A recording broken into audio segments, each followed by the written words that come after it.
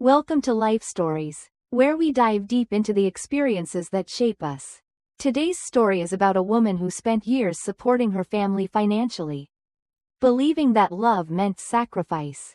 But when the truth was revealed in a single moment, everything changed. As she began to set boundaries and reclaim her life, she discovered the powerful lesson that love shouldn't come at the cost of your own happiness. Join us as we explore the emotional journey of rediscovering self-worth and finding freedom in the face of family expectations. Don't forget to subscribe to the channel to begin today's story. I've always believed that family is supposed to be the safe haven, a place where you give and receive love, support, and understanding, without expectation. It wasn't until the year everything crumbled that I realized just how wrong I had been. That year, I learned what it truly meant to be taken for granted. To give everything for the people you love only to discover they see you as little more than an endless resource. For 3 years, I had been the pillar my family leaned on. After my father, John, lost his job, I took it upon myself to step in. It wasn't an easy decision, but I couldn't stand by and watch them struggle. My brother, Alex, had his rent to cover, and my sister, Carol, had her kids' schooling to fund. My parents needed help with the mortgage, and my father's medical bills weren't getting any cheaper. So, I worked longer hours, sacrificing my dreams and desires to ensure they had everything they needed. I thought this was what family did for each other. I believed this was love in its purest form. But love, it seems, can sometimes come with the heaviest price. I remember it clearly. That Tuesday morning, like every other, began with a cup of coffee and a pile of spreadsheets. I was buried in client calls and deadlines when I checked my phone during lunch. A new email notification flashed on the screen. The subject line, OMG. Did you see this? It was from Sarah, my cousin. She was a bit of a wild card, always sending things that didn't make much sense. But I never expected what I found inside. The email had a video attachment, and as I clicked to open it, I was met with the familiar sight of my family's living room from the Christmas gathering the year before. The one I had missed because I was swamped with work. It wasn't just any work, it was a project that had the potential to secure a promotion. One that would elevate my career and finally give me the financial freedom I had been craving. My heart had been torn. But I had chosen the promotion. I thought that was the right choice. I thought they'd understand. The video loaded slowly on the office Wi-Fi. And when it finally appeared, my stomach dropped. There, in front of the Christmas tree with the lights twinkling softly in the background, my family sat around laughing. My brother, Alex, a little too tipsy, was the first to speak. Thank God Emily couldn't make it. He slurred. Now we can actually enjoy ourselves. My breath hitched. It wasn't what I had expected. I kept watching, telling myself I hadn't heard that right. But then my sister, Carol, chimed in. She's so uptight now, acting like she's better than all of us just because she has that fancy job. I felt the air leave my lungs. I tried to tell myself it was a joke, that they didn't mean it. But deep down, I knew better. I had been sending them money, helping them stay afloat. Every month, I contributed to their lives. And this was the thanks I got? The camera panned around the room, capturing all of them, my family, laughing and nodding in agreement. Her fancy job is paying for this Christmas dinner. My mother's voice added, so I can put up with her attitude. They all laughed. They didn't care about my sacrifice. My hours spent hunched over spreadsheets. My personal dreams put on hold. To them, I was just the bank. They continued to mock me, my job, and what they perceived as my uptight personality. My father joined in. We care about her paycheck, he said, raising a glass. She's our personal ATM. It felt like a punch to the gut. I had been working myself into the ground, believing in my family, giving everything I had, and this is how they saw me? My stomach turned, and I could feel the tears welling up. But I didn't allow them to fall. Not yet. The video ended abruptly, and Sarah's message popped up. OMG, I'm so sorry. I meant to send this to my therapist. Please call me. I couldn't respond. I couldn't think. I sat at my desk. Numb. How had it come to this? 3 years of supporting them. 3 years of sending money for Carol's kids. Covering Alex's rent. And helping my parents with their mortgage. I had been sacrificing my own happiness. Living in a small apartment. Eating ramen twice a week to maintain their lifestyle. And for what? So they could toast to the fact that I was their personal ATM. I closed my laptop slowly. My hands trembling. I made it to the bathroom just before I threw up. The rest of the workday was a blur. I smiled at my colleagues. Went through the motions of meetings. But inside, all I could hear was their laughter. Mocking me. I felt like I had betrayed myself for them. I was their daughter, their sister, but I had become nothing more than a source of money. When I got home, my phone lit up. Missed calls, text messages, 23 missed calls and 38 text messages to be exact. They were all from the same people. My family. I set my phone down and didn't call back. Instead, I opened my banking app. And I saw it. My recurring transfers to them. Like clockwork. $1.200 a month for the mortgage.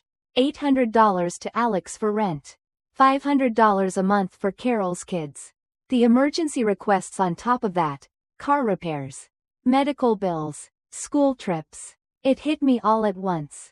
I had given them over $95 in the last 3 years. That was money that could have been spent on my own dreams. Buying a house. Going back to school for a master's degree. Taking a vacation. Instead, I had been living in a one-bedroom apartment. Barely making ends meet. While they lived their lives comfortably. I had poured all my energy into them and had nothing left for myself.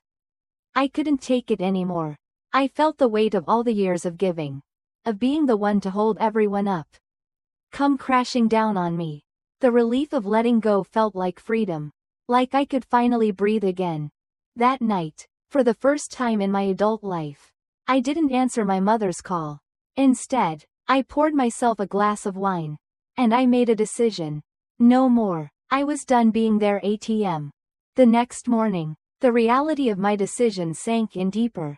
My phone was filled with missed calls and texts. Most of them from my mother. Linda. I didn't feel the usual pang of guilt that would normally have me reaching for my phone to apologize. This time, I didn't feel the need to explain myself. I had made up my mind. The years of sacrificing for my family, believing that I had to carry the weight of their lives on my shoulders, were over. I had made the decision to stop the transfers. I wasn't a bank. I wasn't just here to fund their needs while mine went unmet. I had worked hard for everything I had. But it was always for them, never for me. That was the part one had overlooked for so long. I didn't reply to any of the texts. Instead, I opened my banking app and started canceling all the recurring payments. The act of it was almost cathartic. It felt like I was letting go of a burden I hadn't realized I was carrying. As the last transfer was canceled, a sense of relief washed over me, like I had just set down a heavy load I didn't even know I had been dragging along all this time. I sat there for a while, staring at my phone. It felt almost surreal. Was I being selfish? A small voice in my head asked. But it was quickly silenced. I had sacrificed so much. And it was time to take care of myself for a change. The guilt I had been carrying for years no longer had a hold on me. My mother's message came through again. Just a few minutes later. Emily, it's Mom. Just checking in about this month's transfer. It hasn't come through yet. Let me know, okay? It was casual, almost as if nothing had changed. As though I was still the reliable daughter who would always come through. I stared at the message, feeling a mixture of anger and sadness. No acknowledgement of the toll I had been taking for years. No understanding of the sacrifices I had made. Only the expectation that I would continue to give. The next few days were a whirlwind of calls and messages. I could feel the tension building. My father, John, texted me, his usual message of gratitude mixed with requests. Hey Emily, the medication is coming up soon. Can you help with that this month? It's urgent. I didn't respond. I couldn't. By the end of the week, I had received over 30 messages from my family. The guilt was suffocating. My father's message about his medication lingered in my mind. It wasn't that I didn't care, it was the constant weight of their demands. Their unspoken assumption that I would always be there to provide. Their lives seemed to revolve around me and the money I sent. I wasn't sure what hurt more, their lack of appreciation or the realization that I had been enabling them all along. One night, I had reached my breaking point. I'd been ignoring the phone calls all day. But by 9:30 p.m., the pressure became too much. My father had called 5 times in a row. My mother sent 3 messages, each one more urgent than the last. Alex, my brother, had sent a message about a situation with his landlord and how he could really use some help this month. Each message tightened the knot in my chest. I felt like I was suffocating. The weight of their demands and expectations pressing down on me. I couldn't do this anymore. I couldn't be their ATM. Their provider. The one they turned to whenever they needed something. I wasn't their bank. I was their daughter. I turned off my phone. I needed to breathe. The next morning, there was a new message from my mother.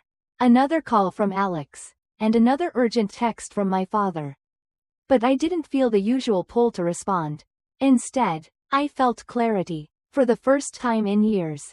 I wasn't just reacting to their needs. I was taking control. I knew this wasn't going to be easy. I was prepared for the fallout. But in that moment, I understood something I had been blind to for far too long. Love shouldn't come at the expense of your own well-being. My family had been taking from me, emotionally and financially, for far too long, and it was time for that to stop. I was no longer just a resource to them. I was Emily, a person with her own dreams, her own goals, and her own life to live. I wasn't going to let them define me anymore. It was quiet after that. The days passed with an eerie calmness. I didn't hear from my family as much as I expected. My phone, which used to buzz constantly with requests, suddenly seemed silent. It should have felt like relief. But instead, it was unsettling. The silence weighed on me in a way I hadn't anticipated. I kept my phone turned off most of the time, only checking it when absolutely necessary. When I did turn it back on, the messages from my family were still there. But they were different now, more desperate. The first few calls were from my mother. Linda. Her voice was calm but laced with confusion. Emily. It's Mom. Just checking in. Are you okay? I've been trying to reach you. We're waiting on this month's transfer. Your father's medication is due. And we need to make sure it's covered. I didn't answer. Instead, I focused on the things I had ignored for far too long. I took a walk. I ate meals without rushing. I even started looking at real estate listings online. Something I hadn't allowed myself to do in years. The idea of owning my own home, a place where I could truly live on my terms, started to feel more real than it ever had before. I had been so focused on my family's needs for so long that I had forgotten about my own. I had convinced myself that their struggles were more important than my dreams. But now, with the financial strain lifted, I felt free to think about what I wanted, not what they wanted from me. Still, the guilt lingered. Every time I checked my messages, it was as if my mother's words were echoing in my mind. Your father's medication. Alex is in trouble. Carol's kids need help. It was as if I had become a villain in their eyes. But there was no acknowledgement of the toll their demands had taken on me over the years.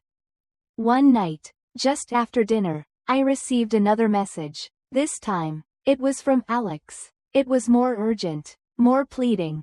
Emily, I'm really sorry, but I'm in a tough spot. I got an eviction notice. I need help this month. I know you've been busy, but I really need it. His words pierced through me. I didn't want him to end up homeless. I didn't want my family to suffer. But I had already made my decision. I had to stay strong. I couldn't go back to being their safety net, especially when I wasn't being treated like a human being in return. It was the next morning when I finally reached out to my cousin Sarah. I hadn't talked to her in weeks. Not since the video. She was the one who had unintentionally shown me the truth about my family. She had sent me the video without realizing the impact it would have on me. I needed to talk to someone who wasn't emotionally tied to my family. Someone who could help me process everything without judgment. We met at a small cafe in town. The kind of place where you could sit for hours without being bothered. As I shared my feelings, my anger, and my pain, Sarah listened quietly. Her eyes were soft, filled with understanding. She didn't say much at first. But when I finished, she simply said, "You did what you had to do.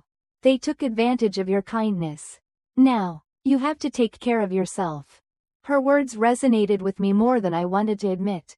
I had been doing everything for everyone else. And I had forgotten about myself in the process. It was time to reclaim my life. The weight I had been carrying for so long was starting to lift. And I could see a future that was mine again, one where I wasn't defined by what I could give others, but by who I was. In the following weeks, things settled into a new routine. I focused on my work and began prioritizing self-care. I started a small art project, something I'd always wanted to do but had never had the time for. I booked a weekend getaway to the beach. Something simple, but for the first time in years, it felt like I was doing something just for me. I smiled more. I laughed more. I was learning to live for myself again. Then came the call. It was my mother. The desperation in her voice was unmistakable. "We need to talk, Emily," she said, her words cutting through the calm I had tried so hard to build. "Your father's been asking about you. He misses you. And Carol, she's been so worried." I took a deep breath. I wasn't ready for this. But I had to face it. Because no matter what, I was still part of this family. I had to stand my ground. But I also had to protect myself.